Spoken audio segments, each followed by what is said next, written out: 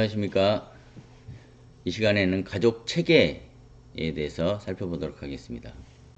오늘은 가족 체계 이론의 주요 개념과 이론 중요성, 실제 적용 예시, 현대적 확장, 질문까지 해보겠습니다.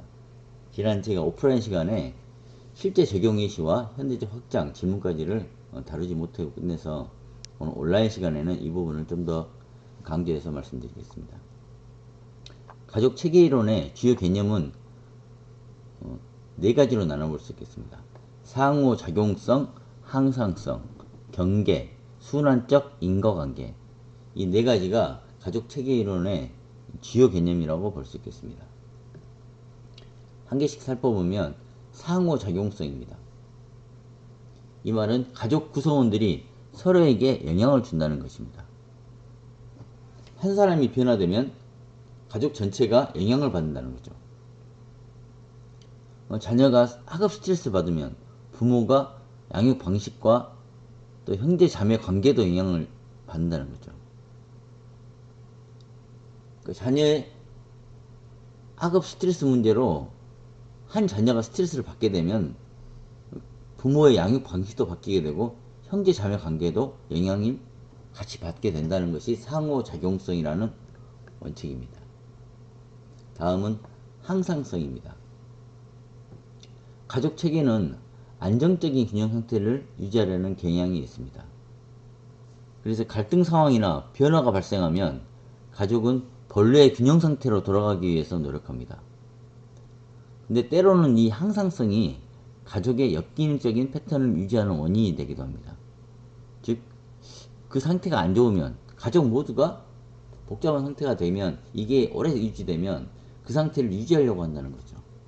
그 상태가 좋든 나쁘든 간에 현 상태를 유지하려는 체계의 특성을 이 항상성이라고 표현합니다. 역기능적 상황이더라도 그걸 그대로 유지하려고 한다는 거죠. 바뀌려고 하지 않는다는 겁니다. 가족 전체가 거기에 적응되어 있고 그 항상성을 가지고 있기 때문에 그 패턴을 유지하려는 경향이 있다. 이것이 바로 항상성입니다. 다음은 경계입니다.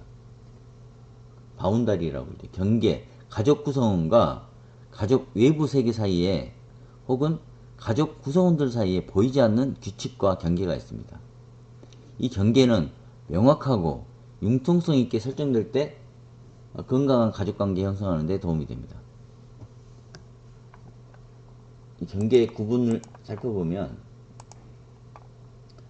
명확한 경계가 있는 가족은 개인이 독립감과 소속감을 동시에 느낄 수 있는 건강한 경계입니다. 다음은 경직된 경계입니다. 지나치게 폐쇄적이고 융통성이 없어 소통이 안 되는 가족 경계를 말합니다. 대화가 안 되는 거죠. 대화가 안 되는 게 경직된 경계. 혼란스러운 경계입니다. 지나치게 개방적이고 모호해서 개인의 정체성이 불분명한 상태. 그러니까 가족 간에 아버지가 권위가 없고 그냥 너무 개방적이고 또 너무 모호해서 누가 무슨 역할을 하는지를 모르는 그런 가족들 같은 경우는 정체성이 없어지고 혼란스러운 상태가 되게 됩니다. 다음은 순환적 인간관계를 이야기하겠습니다. 순환적 인간관계는 단일한 원인이 하나가 결과를 낳는 이 선형적인 인간관계와 다르게 인과관계가 상호작용에 반복된 패턴에서 발생된다고 봅니다. 무슨 말이냐면 A가 B에게 영향을 미치고 B는 다시 A에게 영향을 미치는 순환적인 관계입니다. 그러니까 A가 B에게 영향을 미치고 B가 다시 A에게 영향을 미치는 그런 관계를 말합니다. 예를 들자면 자녀가 반항적인 행동을 하게 되면 부모가 또 통제를 하게 되고 이 통제하면 자녀는 다시 또 반항하고 이런 악순환이 생길 수 있다는 것입니다. 인과관계가 형성된다는 거죠. 자녀가 계속 반항하니까 부모가 또 통제적 행동을 할 수밖에 없고 그럼 자녀는 또 계속 반항하게 되고 이런 악순환이 생긴다는 것이죠. 이게 순환적 인과관계의 개념입니다. 전통적으로 말했을 때 누가 잘못했냐 이런 관점에서 벗어나서 우리 가족에는 어떤 패턴이 반복되고 있는가 여기에 초점을 맞추는 것이 매우 혁신적인 접근법이라고 생각합니다. 그러니까 누구 잘못인데 이거 아니고 우리 가족에는 어떤 패턴이 반복되고 있는가, 이걸 통찰할 수 있는 것이 중요하다는 것입니다. 이게 바로 순환적 인과관계가 있기 때문입니다. 가족 체계 이론에서 특징이 있습니다. 엔트로피, 그때 제가 오프라인에 물건을 떨어뜨리는 게 우리 중력의 법칙, 만류 인력의 법칙 이렇게 말하죠. 이게 우리 지구에서는 진리지만 우주에 가서도 같이 그럴까요? 우주에서도 물건을 떨어뜨리면 바닥에 떨어질까요? 다를 수가 있다는 거죠. 이게 다를 수가 있으면 진리가 아닌 것입니다. 학자들이 많이 연구를 했는데 최근 연력학에 따르면 엔트로피라는 개념이 나옵니다. 어떤 물건을 우주 공간에, 정사각형 안에 밀폐된 공간에 놔두면 그냥 그대로 있는다. 이게 질량 보존의 법칙 이렇게 생각했는데 아니라는 거죠. 계속 아무것도 안 만지고 그대로 공간에, 우주에 놔뒀는데 이것이 계속 소멸하는 쪽으로 간다. 엔트로피가 발생된다는 거죠. 가족도 마찬가지입니다. 이 엔트로피는 무질서, 불확실성, 무작위성을 나타내는 연력학적인 개념입니다. 연력학 제2법칙에 따르면 고립된 시스템의 엔트로피는 시간의 지남에 따라서 항상 증가하는 경향을 보입니다. 즉 무슨 말이냐면 자연은 질서 있는 상태에서 무질서한 상태로, 에너지가 한 곳에 모인 상태에서 고르게 분산된 상태로 나아가는 방향성을 가진다는 의미입니다. 물리학적 의미는 에너지나 물질이 흩어지고 분산되려는 방향성이 있다, 이걸 의미합니다. 예를 들자면 방에 시간이, 방 아무도 안 들어갔는데 방 뭐 깨끗하게 사용했는데 방이 시간이 지나면 자연스럽게 어질러진다는 거죠. 잉크방울을 떨어뜨렸는데 물이 퍼져나가는 현상을 볼 수 있습니다. 또 벽돌을 쌓았는데 뭐 흩어진다는 거죠. 이런 것이 엔트로피를 설명하는 것입니다. 역 엔트로피는 반대로 체계가 성장하고 발달하는 방향으로 진행한다는 것입니다. 역 엔트로피는 엔트로피와 반대되는 개념으로서 시스템이 갖고 있는, 가족이 갖고 있는 질서, 조직, 구조가 증가하는 경향을 의미합니다. 이는 시스템이 에너지를 소비해서 무질서도를 감소시키고 더 복잡하고 질서 있는 상태를 만들어내는 과정을 말합니다. 이 역 엔트로피는 특히 생명체나 복잡한 시스템에서 자주 관찰됩니다. 생명체는 외부에서 에너지를 섭취하여서 자기 몸을 구성하고 유지하면서 이는 무질서도를 감소시키는 활동입니다. 그러니까 뭔가 계속 움직인다는 거죠. 가족 내에서도 가만 놔두면 가족 체계가 해체한 쪽으로 갑니다. 누가 문제를 일으키지도 않았는데 가족이 계속 안 좋아진다는 거죠. 그럼 누군가는 방을 치워야 된다는 거죠. 누군가는 에너지를 써야 된다는 이야기예요. 역 엔트로피 개념이죠. 누군가는 방을 치우고, 누군가는 청소를 하고, 누군가는 정리하고 해야 된다는 거죠. 다음은 항상성 개념입니다. 균형과 비슷한 내용이지만 항상성은 뭐 개방된 체계 이렇게 볼 수 있겠습니다. 균형이라기보다는 개방된 체계다 이렇게 볼 수 있겠습니다. 가족은 외부 환경으로부터 투입, 어떤 새로운 정보나 어떤 사람이 집에 들어온다든가 하는 것을 받았을 때 사회로 진출하고, 자녀가 사회에 진출하고 이렇게 내보내기도 하지만 원래 안정된 상태를 유지하라는 경향을 가집니다. 그래서 가족이 뭐 위기에 직면하거나 구성원의 변화가 발생됐을 때, 그러니까 이전의 방향, 그러니까 옛날식으로 다시 돌아가려는 경향이 있습니다. 이게 항상성입니다. 가족 구성원에서 누가 문제가 생기면 예전에 그 상태가 좋든 나쁘든 그 상태로 돌아가려는 경향이 바로 항상성입니다. 요즘에는 구성원이 빠지면 그 가족 구성을 대신할 수 있는 사람을 지원해주는 사회복지 사업이 있습니다. 이런 것이 바로 항상성을 유지시켜서 그 상태를 좋게 해주라는 거죠. 이게 가족 체계 이론입니다. 이 항상성은 가족이 그 상태가 좋든 나쁘든 그 상태를 유지하려는 그런 경향이 있다는 특징을 말하고 있습니다. 다음은 균형입니다. 외부 환경으로부터 새로운 투입이 없는 폐쇄 체계에서 나타납니다. 이 균형과 안정 상태는 가족이 외부 환경의 변화나 내부 구성원의 성장에 적응하면서도 그 정체성과 구조를 유지하라는 경향을 말합니다. 안정 상태라는 것은 가족이 변화와 성장을 적극적으로 수용하면서도 그 정체성을 유지하려는 특성입니다. 이는 균형이나 항상성과 달리 단순히 원래 상태로 돌아가는 것이 아니라 새로운 환경에 적응하고 스스로 재조직하는 것을 안정상태라고 말합니다. 역동적인 과정이죠. 건강한 가족은 이처럼 환경 변화에 맞춰서 새로운 규칙과 패턴을 형성하고 안정상태를 유지합니다. 예를 들어서 자녀가 독립해서 집을 떠나가면 이 부모들은 부부관계를 재조정해서 자녀가 떠난 새로운 가족 구조 형태를 형성합니다. 그러니까 계속 힘들어하지 않고 자녀가 분가해서 나가면 그 두 부부가 또 다시 그 둘이서 가족 형태를 안정적으로 바꾼다는 거죠. 이런 것이 바로 안정 상태라는 가족 체계의 진화적 특성을 설명하고 있습니다.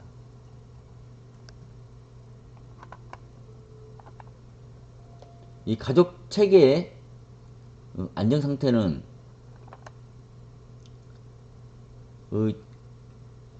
방금 말씀드린 것처럼 외부 환경의 변화나 내부 구성원의 성장에 적응하면서도 그 정체성과 구조를 유지하라는 경향을 말합니다. 가족은 외부 환경과 끊임없이 상호작용하면서 성장해야 됩니다.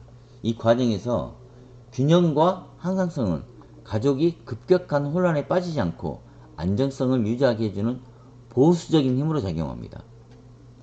하지만 가족이 건강하게 성장하기 위해서는 단순히 이처럼 과거로 돌아가는 것을 넘어서 변화를 수용하고 안정상태를 이루어야 됩니다. 따라서 가족 체계의 진화는 이 안정성을 추구하는 보수적인 힘, 즉 항상성, 이거와 변화를 추구하는 진취적인 힘, 안정상태, 이 두 가지의 역동적인 균형을 위해서 이루어집니다. 그러니까 그대로 돌아가려는 이 보수적인 힘, 항상성, 이거하고 변화를 추구하는 진취적인 힘, 이 안정상태, 이게 역동적으로 균형을 이루어야지 가족이 건강한 가족이다, 이렇게 말할 수 있겠습니다. 요약하자면 가족 체계의 진화적 특성은 항상성, 균형, 안정상태, 이렇게 설명할 수가 있는데, 균형과 이 항상성은 가족이 급격한 혼란에 빠지지 않고 안정성을 유지하게 해주는 보수적인 힘으로 작용합니다. 하지만 가족이 건강하게 성장하기 위해서는 단순히 항상성으로 돌아가는 것이 아니고 이 변화를 수용하고 또 새로운 또 구조를 조정해서 안정상태를 이루어야 됩니다. 따라서 가족의 진화는, 발전은 안정성을 추구하는 보수적인 힘, 이 항상성과 변화를 추구하는 진취적인 힘, 안정상태의 역동적인 균형을 통해서 이루어집니다.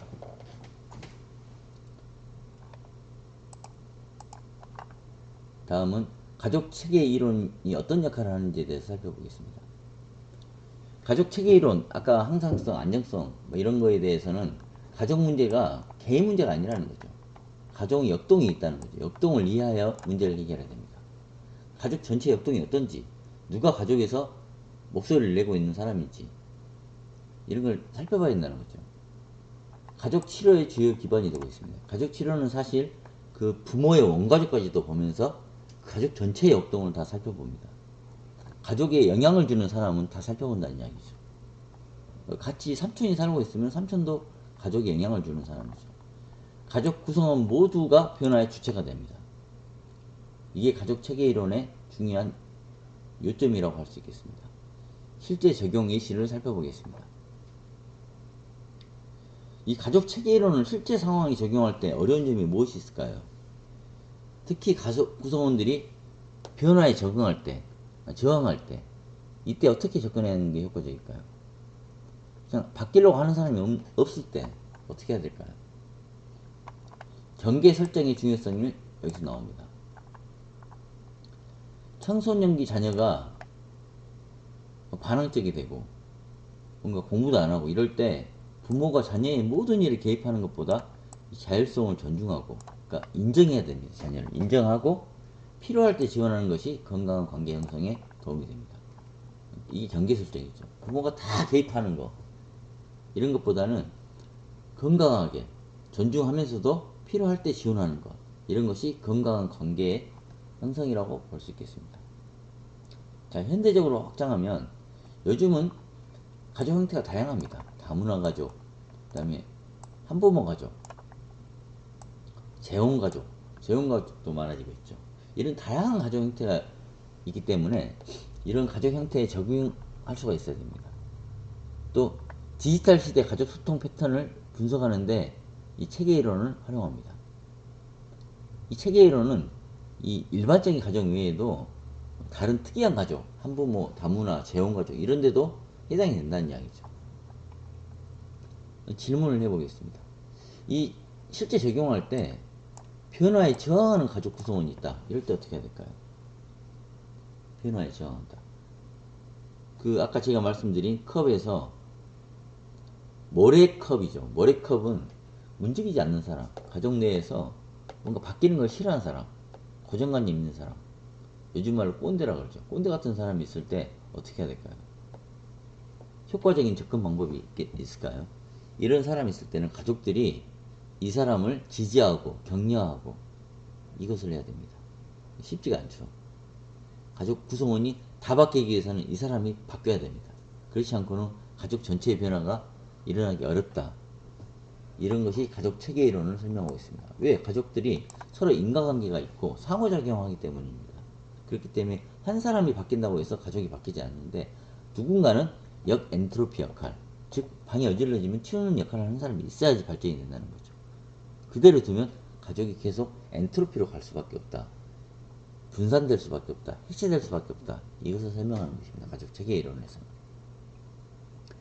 다음은 가족 생활주기 단계를 보겠습니다. 가족 생활주기는 6단계로 일반적으로 나눕니다. 첫 번째 단계는 결혼 전 단계, 다음은 결혼 단계, 자녀 양육 단계, 자녀가 독립해서 분가하는 단계, 다음 중년기, 노년기 이렇게 가족 생활주기는 일반적으로 6단계로 카터와 맥골드릭이 나눴습니다. 카터와 맥골드릭은 이 미혼 단계도 포함시켜서 6가지 단계로 가족 생활 주기를 나눴습니다. 먼저 독립 단계입니다. 개인이 부모로부터 독립하고 정체성을 확립하는 단계입니다. 주요 과제는 직업도 선택하고 또 주변 사람과 친밀한 관계를 형성하는 단계.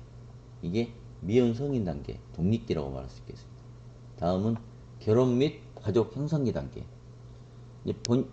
그 개인이 결혼을 통해서 새로운 가정을 형성하는 단계입니다. 두 부부 중심으로 새로운 규칙 정하고 목표도 설정하고 양가 부모와 관계를 조정하는 중요한 단계라고 볼 수 있겠죠. 다음은 양육기입니다. 첫 자녀가 출생되고 그 자녀가 청소년기를 거치고 또 독립을 할 때까지, 독립을 준비할 때까지 그 단계를 자녀 양육기 이렇게 표현할 수 있겠습니다. 이때 중요한 것은 부모 역할을 하는 단계죠. 자녀와 소통하고 이런 단계입니다. 이때는 중요한 과제가 자녀의 발달 단계에 맞춰서 가족 규칙과 경계를 유연하게 조정하는 것이 핵심 과제입니다. 자녀가 청소년기가 됐을 때, 아동기가 됐을 때 규칙과 경계가 조정된다는 거죠. 계속 다 컸는데 애기처럼 규칙을 정하고 경계를 정하고 하는 것은 갈등 요인이 될 수 있습니다. 자녀 독립기입니다. 독립은 자녀가 이제 분가를 한 거죠. 빈둥지 증후군. 자녀가 있다가 없어지면 이게 이제 어려움이 있습니다. 부부 관계를 재활성화하고 새로운 삶의 목적을 갖는 기회가 됩니다. 이걸 보니까 제가 어제 저희 애완견이 하늘을 떠났는데 이게 제 아내가 이제 처음에 보낼 때까지는 괜찮았는데 집에 와서 막 계속 1시간 동안 울더라고요. 이 애완견, 그러니까 반려견이 떠나도 이 빈둥지 증후군이 나타납니다. 가족이죠. 우리 아내한테는 그 애완견이 가족입니다. 가족이니까 이 빈둥지 증후군이 나타납니다. 이럴 때 이 부부관계를 재활성화한다고 했는데 가족이라고 생각하면 이 가족에서 이 애완견이 반려견이 사라졌을 때 구조, 그러니까 애완견이 쓰던 물품을 다 치우고 또 애완견이 쓰던 공간을 다시 재구성하고 하는 것이 필요하다는 것입니다. 이제 다음 단계입니다. 중년기, 장년기죠. 자녀가 독립한 후에 이제 서로 다시 관계를 형성하고 서로 역할도 분담하고 자녀가 없는 두 부부 관계를 새로 만든 거죠. 이때는 또 부모를 부양하거나 손주를 돌봐야 하는 등 새로운 역할이 또 생기게 될 수 있는 단계입니다. 또 은퇴도 준비해야 되고 건강도 챙겨야 되고 이런 삶의 변화에 적응하는 단계가 중년기입니다. 다음은 노년기입니다. 은퇴 후 삶에 적응하고 배우자가 또 사망하고 건강이 악화되고 상실을 경험하고 삶의 마무리를 준비하고 이런 단계입니다. 노화에 따른 신체 심리 변화를 수용하고 삶의 의미를 확립하는 것이 중요한 과제인 단계입니다. 이 가족 체계 이론을 모빌을 통해서 제가 설명드리겠습니다. 모빌 가족이라고 인터넷에서 모빌을 찾았습니다. 이 천장에 달려있는 모빌이 보이시죠? 가족을 보면 이 모빌로 표현할 수가 있습니다. 무슨 이야기냐면 가족 체계 이론에서 아빠, 엄마, 아들, 딸 각자가 한 조각입니다. 이게 아빠면 이게 엄마, 자녀가 딱 있다고 하면 딸 이렇게 있으면 이 딸이 사춘기를 맞아서 반항을 시작하면 이 다른 조각들도 영향을 받아서 막 흔들립니다. 엄마가 불안해하고 아빠가 권위를 잃었다고 느끼고 딸은 또 부모와 관계가 서먹서먹해집니다. 만약에 밑에 또 동생들이 있다면 마찬가지죠.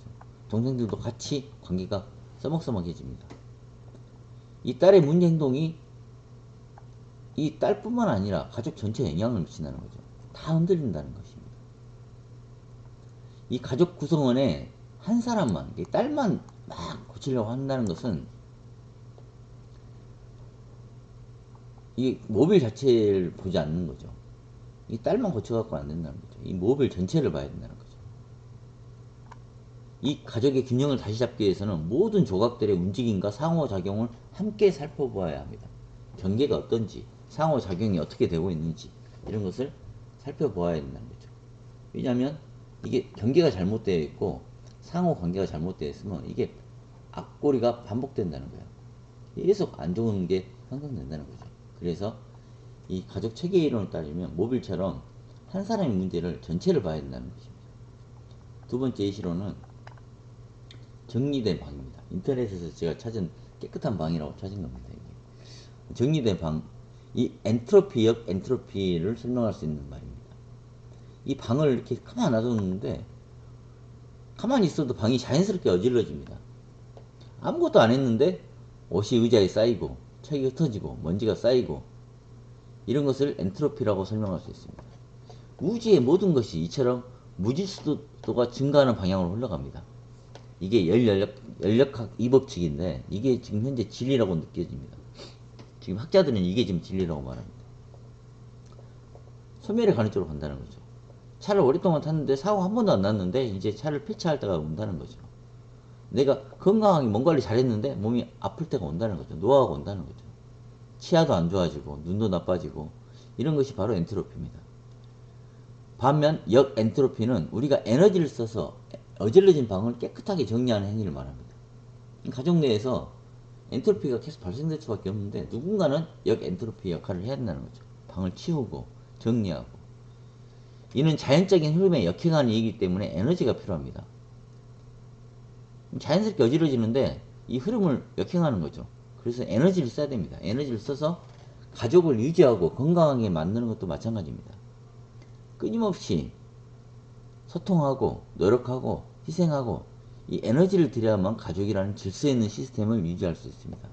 이것은 누구 한 사람이 하는 게 아니고 모든 가족들이 다 해야 된다는 거죠. 에너지를 써야 된다는 거죠. 이 에너지를 쓰지 않으면 가족 관계는 자연스럽게 엔트로피로 가는 거죠.